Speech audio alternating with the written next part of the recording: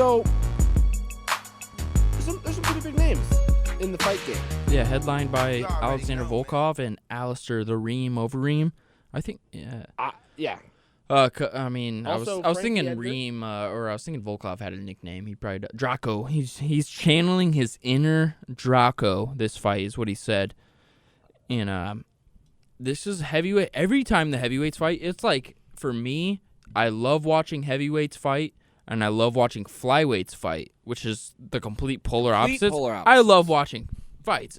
Basically, is what you need to know, because heavyweights, you know, anyone could be knocked out with one single shot, and then flyweights, you could see every genre of the sport in a matter of 30 seconds. All compacted into 100 all compacted into 30 seconds. being. You could see everything: a power shot, a takedown, transition, everything. So, but heavyweights is one thing because they could put each other away with a single blow.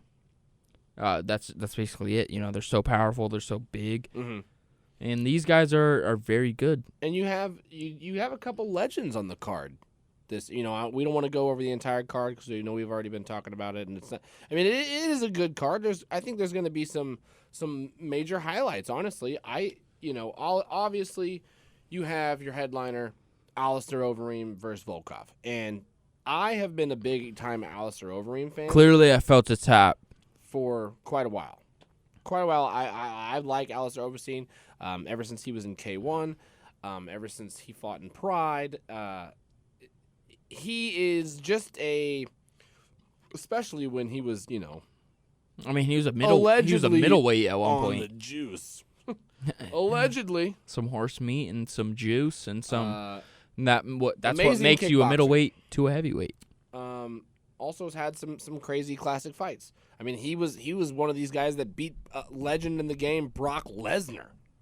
Yeah. I mean, knee to the abdomen after abdomen surgery, undoubtedly on Brock Lesnar's part. But hey, you got to take a win where you get it, man. Man, that's what you get coming from the WWE. Like Frankie Edgar fighting on this card. You have guys like Clay Guida fighting on this card. Oh, Bobby Green. Don't sell him short. He's been around for a long time. Bobby Green's on the card. Michael Johnson's on the card. Beneil Dariush is on the card, who just won Comeback of the Year last year. I really like Beneil. I do like Beneil Dariush. You know what? Maybe I sold this card a little short. I think this card's actually a lot. Fantastic. There's a lot more big names on the card. Now, their opponents might not be the most interesting, but at least there is a lot of big names. No, never mind. I mean, Corey Sandman 13th. Sandhagen on the card. He's fighting at Frankie Edgar. Fought Aljamain, who's fighting for a title. Askar's on the card. Askar is fighting. First name, last name. Ricky Bobby. Isn't Yusuf Zalal fighting on this card this weekend? He is. The Moroccan Devil. He was Choi Swing Woo. So he was kind of like a Kevin Holland story where he was 4-0 this year, and then he fought Ilia Topuria, who just might be the next big thing in the UFC. And he lost to Ilia Topuria, but the Moroccan Devil is a fantastic prospect. He's amazing. He really doesn't have a good finishing record, but I mean, I love watching the Moroccan Devil fight because he's insane. And he lost to Ilia Topuria, which that's gonna be a common theme in the coming years. I'm telling you guys, is like Ilia Topuria is insane, but watch Yusuf Zalal. They may run that one back sometime. Frankie Edgar, Corey Sandhagen, I love. I don't know. Frankie Edgar is going down to 35 for the second time in his career. I think he really fighting at 135. He's only been to 35 for a couple fights. So fighting the top of the top. He's usually feathered, right? He's usually 45, yeah. Yeah. And so I think he has been even 55 sometimes in his career, but he's coming down to 35 now. I don't know how the hell he's doing it. But and he's putting himself right at the top because Corey Sandhagen literally fought, like I said, the guy who's fighting for the title against Petr Yan. And then who else? You said Michael Johnson's fighting. Michael Johnson's fighting Clay Guida. Clay Guida. Oh, my goodness. That's a matchup right there. Guida? Now, Clay Guida's record is 35-17. I mean, yeah, he's piled up some losses, but he's also been in some iconic fights. I mean, that fight versus him and Diego Sanchez. I mean, where they started off the fight, and then the first 10 seconds they're just throwing bombs in the side of the ring. I mean, so Submission game, great. Yeah. Striking, not great, but I mean, he can throw some power shots. Yeah, but he as far definitely as a can. Technician, he's not really there. Michael Johnson, pretty much just a well-rounded fighter. 20-16. He can do a little bit of everything. talking about a guy that stomped Dustin Poirier in round 1. Yeah, I remember that fight. took him out. So like you don't know but the thing, you don't know which Michael Johnson you're gonna get sometimes. Yeah, does Michael Johnson show up? Does his training camp? Is it put on? Did he come to play? Don't know. So I mean, this fight, I was kind of poo-pooing it at first. It's actually pretty damn good. And then pretty damn good names on the card. That's what I like. I mean, and we haven't even talked about not that there's a whole bunch of people in the preliminary rounds, and that's okay. There's only 2 women's fight on this card, and they're both back to back. It's going to be Molly McCann versus Laura Procopio. Excuse me, and then Carla Rasa versus Jocelyn Edwards. Oh, Jocelyn Edwards. Mhm. Wow. She's from Panama, right?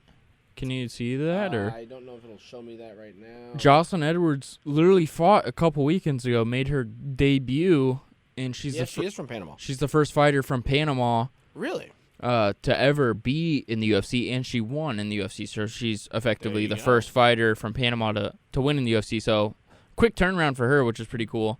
And she accepted it on short notice. Yeah, that fantastic. Had to have, because she literally just fought. So yeah, I would say Jocelyn Edwards is a person to watch. Yusuf Zalal. So those are the undercards, and they fight. Bobby they Green. Fight, 2 fights away from each other. It goes Yasser Salal, and then it goes the Molly McCann fight, and then it goes Jocelyn Edwards fight. And then Bobby Green, obviously, watch that fight. Bobby Green is fighting. Did he get replaced? Did he replace somebody? Because I'm not seeing him on the You card. ever seen Bobby Green? Potentially. Potentially. Or did he get called off? Is there a Pot- COVID issue? Potentially. Let's find out. I did think Bobby Green was on the card. I mean, are you confusing Bobby and Michael? No. Because I thought Bobby Green was fighting. God, you said someone else earlier, and it was like, dang, it clicked instantly. That's the guy he's fighting. It wasn't Michael Johnson and Clay Guida. So, Bobby Green, it looks like, is. Ooh. It looks like they're set to. It looks like they're set to fight him and Jim Miller. Yes, that's right. That's next week. Oh, shit. Way to come informed. The 13th? Yes, the 13th. Okay. Well, yeah, that's pay-per-view, so they're coming with it. So Bobby Green will be fighting next weekend, not this weekend. So the fights to watch: Stage. Jocelyn Edwards, Yusuf Zalal, Corey Sandhagen, Frankie Edgar, Clay Guida, and Michael Johnson. And then we get to the main event. Alistair the Reem Overeem and Alexander Volkov. Now, I just want to break down the top 3 fights. We're going to go predictions for Michael Johnson versus Clay Guida. Go. Michael Johnson. He fought Thiago Moises. Literally had him, just was beating the crap out of him in the first round.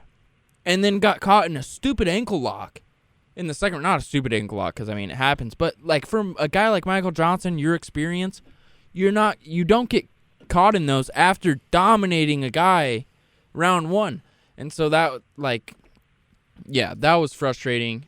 Just, I mean, for a guy that picked Michael Johnson, it is what it is. But Thiago Moises is good. He's got some good wins on his record. But Michael Johnson was dominating that fight. I think he comes out and just he beats Guida. That's it. Yeah, I'm going to go ahead and say if the right Michael Johnson shows up to the fight, my money's going to go on Michael Johnson. I think he's a better overall technical striker. He obviously has a wrestling game as well. Guida has a wrestling game. He's more of a power puncher. Power volume puncher. He just swings wildly and hope he catches you. Guida is difficult to get out of there. And I think the last guy that did get him out of there, could be mistaken, but I think the last guy to get him out of there was Brian Ortega, who's fighting Max Holloway next. The last guy to fight Guida Or to finish him was actually Jim Miller. by method. It was technical submission. It was guillotine. Okay, give me the last knockout. Because that's how I could. Joe Lasagna Lazone. That was before Ortega. Brian Ortega. They fought in Oh, 16. that must have been a That was young long time Ortega. ago. Okay. Wow, That was the first fight. That was Joe Josh, Lozon. Josh was back in 2016. Josh was actually Holy. still in grade school.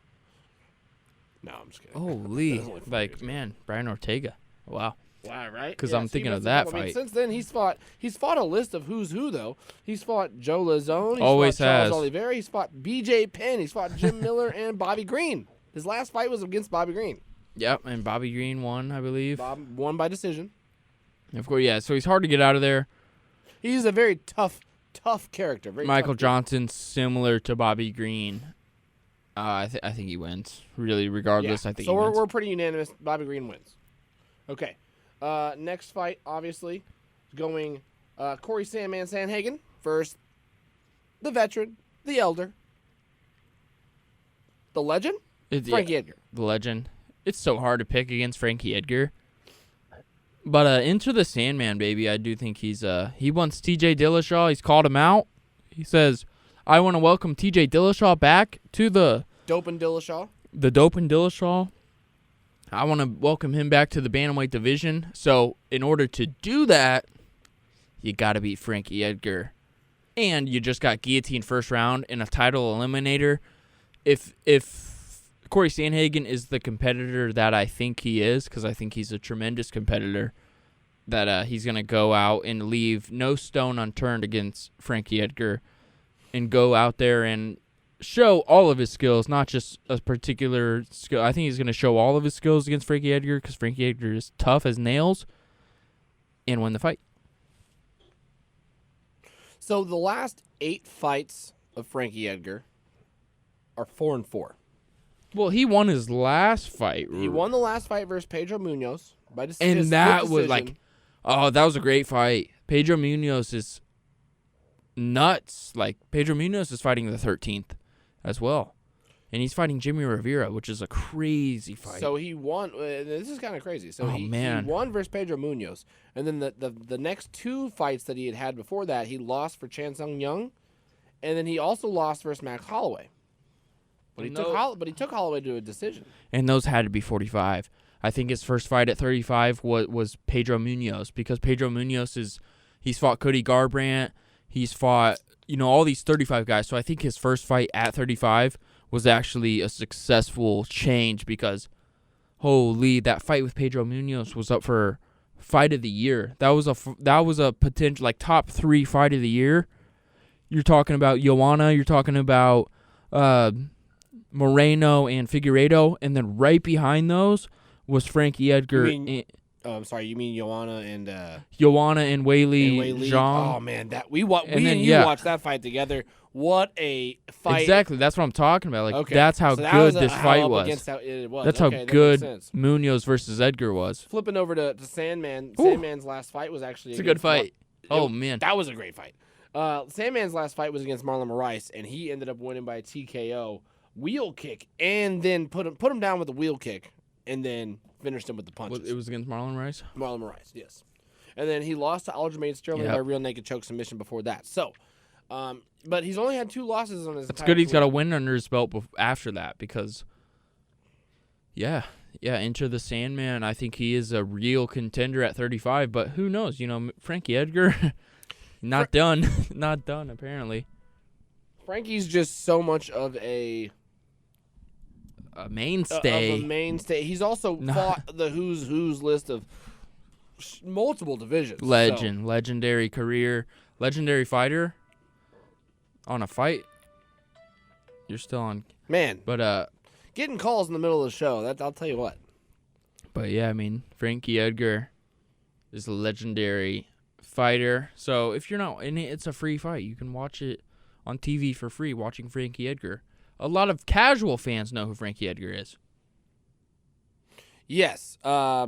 he has been a staple in the game for quite a while, and I've seen multiple Frankie Edgar fights. I've Volkov Overeem, quick. Put it back up there. Volkov Overeem, quick. Who do you got? So moving on to obviously on to the final fight of the night. We got Beards yelling in the room behind us. I think it's pretty simple. I'm taking the Reem. Woo! I know the Reem has had a weak chin. He's been caught. He's got a weak chin. Quite a bit, But he's also 40. Let's give it to Alistair. He's 40 years old. But you know what? The last couple fights he's had, this is a list of who he's fought. Augusto Sakai. Good prospect. Walt Harris, which he's won both of those. Walt Harris. He also fought Jairzinho Rosenstreich. That's what I call him, Rosenstreich. And then before that, Alexei Oleinik. So he has won 3 of the last 4. The Boa And Constrictor. A lot of them are almost all either wins or losses by KO, decision, KO, TKO, TKO. So he's either going to knock you out or get knocked out. And I would say right now, Volkov doesn't impress me as much as his yes, is he a great kickboxer? Yeah, but so is Overeem. And I think Overeem's a better kickboxer than he is. So I think their styles are going to match up. I think he has more power than Volkov does. I don't see Volkov knocking a bunch of dudes out. True. I think Volkov is the safe answer when people ask you who you got. I think he's the safe choice because Alistair Overeem, you're like, oh, Alistair Overeem? Like, isn't that guy 46? But Alistair Overeem is on a little bit of a tear here, and he's been saying that he wants one final run at the UFC, title, which might take a while because Stipe Miocic has to fight Ngannou, and then he has to fight John Jones. So what's your timeline, Alistair? You've got to wait on a couple fights there. And you're 40 years old, man. And you're 40. You're getting a little old. You know what? I said I don't. But he could go out. I said I see Volkov not knocking a bunch of guys out, but Volkov actually has about 21 knockouts on his career. So, 21 out of what? 22 wins. 21 out of. He's like 22-8. He's like 20-something and 8. He is 32-8. 32-8. So 21 knockouts. Dang. Only 8 losses, 2 by knockout, 2 by submission, 4 by decision. Yeah, I mean, dude's a finisher. Volkov's crazy. Volkov is a very good fighter, former Bellator champion. We talked about it last time. So he beat Greg Hardy in what I thought was a lackluster fight. Oh, Volkov? Yes. I thought, Volkov is a way better martial artist than Greg Hardy will ever be. I only say that only because I thought he should have done more damage to Greg Hardy, but now Greg Hardy is also kind of an animal. And he lost to Tabura. That's a good point because Marcin Tabura beat Greg Hardy, and you know who beat Marcin Tabura in the first round very quickly was Augusto Sakai, which was the last fight that Alistair Overeem had. I mean, it's all it's all just connected. This is the game of connections that we play. Connect the dots. So I mean, that's a favor. That's a point in Overeem's favor, right? Yes, I would say so. I mean, I just think Overeem is more powerful. I think he comes with more power. He's also more susceptible to the knockout because he's gotten older. Because once you've gotten knocked out 10 times, your chin becomes weak. You don't gain that back. So I'm still going to say the tricky odds, yes, the safe bet would be Volkov. I'm thinking Overeem comes out. I feel like he's looked a little different lately. I feel like he's looked a little hungrier. I believe that too. I feel like he's training a little harder. Is he back on? No, not even going to speculate about that. I just think that he is a lot smarter right now, and he's really coming with a vengeance. And I'm going to go ahead and say the risky bet is to bet on Overeem. I think it'll be a knockout. Like that a lot. I do not think it'll be a finish. I do not think it'll be a decision. It will be a TKO or KO. It's you look across the ring and you see Alistair Overeem. He's a scary dude, regardless of whatever.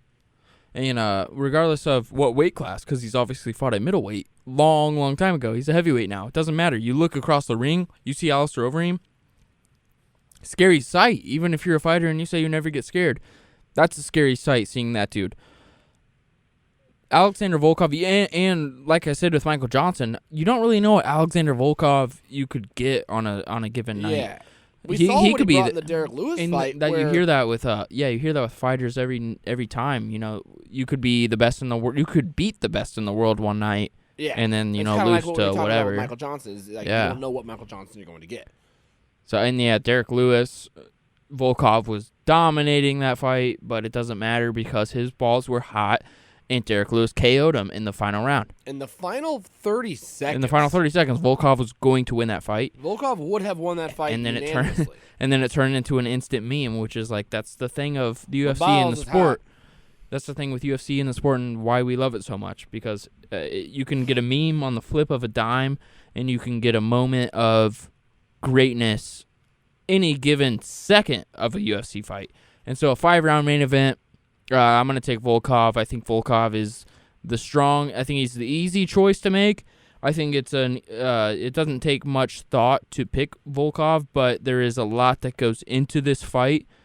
And Overeem being on a tear is one of them, and him saying that he wants one final run at the UFC heavyweight title is another thing. That's and a I mission. do believe him, and it's a mission that he wants to achieve. But I think Volkov's level is a little bit too much. I think Volkov's new back tat of the samurai is giving him a little bit more power in this fight, and I think he's going to hit Overeem and maybe get him by decision and just be very smart in this fight and not get hit by those power shots. He's going to stay on the outside. He's really going to see what's happening in the fight and avoid and just be a smarter fighter this time around. I think he's going to beat Overeem, and I'm going to call it by decision. I don't see a finish. I do kind of see a finish, but I'm going to call it as a finish or a decision. I'm going to call it as a decision by Alexander Volkov. All right, so you have decision by Alexander Volkov. I am going to go Overeem. Josh is taking the safe bet for the decision. I'm going to take the risky bet. I'm taking Alexander Overeem. I'm going to go 4th round knockout. And I haven't looked at the odds, but I just assume I Volkov. have no idea what the odds assume are. Volkov is the favorite. I would say this right now. Looking at the last 3 fights that Overeem has had, 2 of the last 3 fights went 5 rounds. Went to the 5th round. Yeah, which Rosenstrike, is not a streak you see very much in Overeem's career at all. So later in life, is he gaining more stamina? Is he fighting smarter so he can fight longer? I think that's what really gets it for me is I see 2 5-rounders versus Rosenstrike and Sakai. He was winning that fight too. Yeah. So he was beating Rosenstrike, and then you see the instant meme of his lip cut open. That's how Rosenstrike ended up getting his fight against Ngannou, isn't it? And then Ngannou sent his head into the damn wall. Oh, and then Ngannou sent out in the first 30 seconds. Ngannou sent Overeem's head to outer space. Yes. So I mean, that's what you get with the heavyweight division. Yeah. Like it's knockouts. If you're not watching this fight, it's a main event heavyweight. Any main event heavyweight UFC event, you better be watching it. Man, I feel bad if you're not. Well, we appreciate you guys all joining the show. That's what our predictions are for the fight. If you guys want to follow us a little bit more, follow us a little bit closely, obviously we are going to be doing a great job this year of not only posting our predictions for the fights, we'll be picking at least all of the main cards. Every fight on the card we'll be picking every fight. Me and Josh have been going back and forth whether we wanted to pick just the main cards or we wanted to pick every fight. Trying to keep our records up. We're going to post our records out there if you guys want to follow us. If you guys want to follow us on Twitter and Instagram. On Instagram, I am GingerPants69. I'm 29. pretty sure. GingerPants29. There we go. It used to be 69. I changed it. Be a little bit more professional. I'm GingerPants29. If you want to follow me on Instagram, or if you want to follow me on Twitter, I am Wake, capital N, Blake, 29 on Twitter. Josh, where can the people find you? Where can they listen to you, man? Where can they get this dose of information that you just bring on the daily with the daily gravy? Damn, you sound like the schmo right there, and I love it. You can find me on Facebook, Josh Byers, BYERS. You can find me on Twitter, BZ Byers. And you can find me on Instagram at Josh Beasy.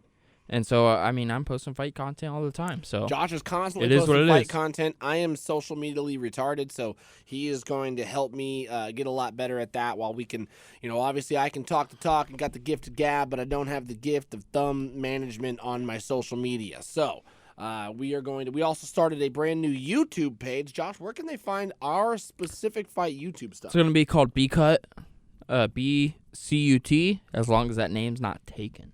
Yes. So, now, is it BCUT or is it B-CUT? We're going to go B.CUT, B.CUT.